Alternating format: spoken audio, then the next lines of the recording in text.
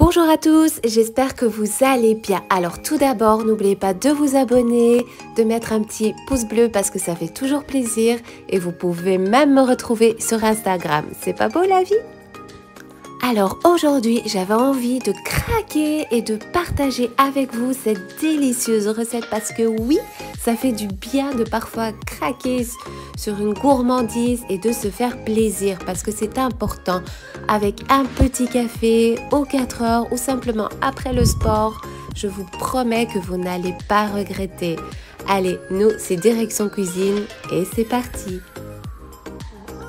Pour notre recette, il vous faudra 20 g d'huile de coco, 120 g de chocolat noir à 70%, 130 g de poudre de noisette torréfiée, c'est important, 40 g de sirop d'érable, 40 g de noisettes torréfiées, c'est important, et 40 ml de café.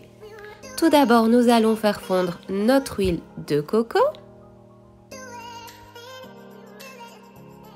Puis, dans un plat, nous allons ajouter notre poudre de noisettes torréfiée.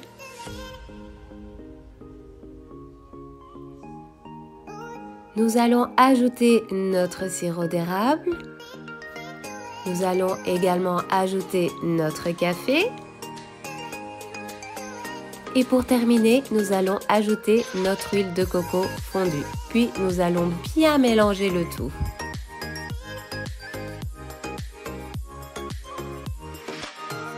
Nous allons déposer un film alimentaire, puis y déposer notre pâte.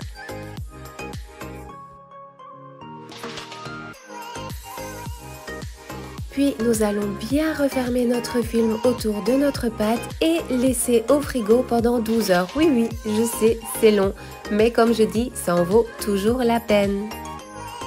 Sur une feuille de cuisson ou siliconée, nous allons ajouter un petit peu de maïzena.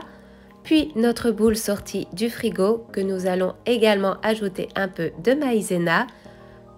À l'aide d'un rouleau, nous allons délicatement abaisser notre pâte parce qu'elle colle, donc faites bien attention d'à peu près 1 cm. Maintenant, nous allons faire fondre notre chocolat. Nous allons étaler une moitié de notre chocolat fondu sur notre pâte.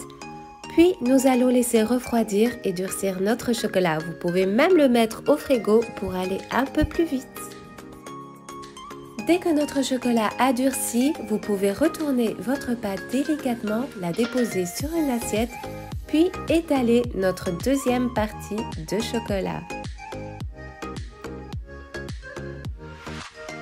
Nous allons prendre nos noisettes torréfiées que nous allons concasser. Vous pouvez les déposer sur notre chocolat qui n'a pas encore durci, puis direction le frigo pour durcir à nouveau notre chocolat. Et voilà nos délicieux petits carrés aux noisettes avec ce chocolat par-dessus, ces noisettes croquantes. Je vous promets que vous n'allez pas le regretter. Moi, je vous fais plein de bisous et on se dit à la prochaine. Bisous!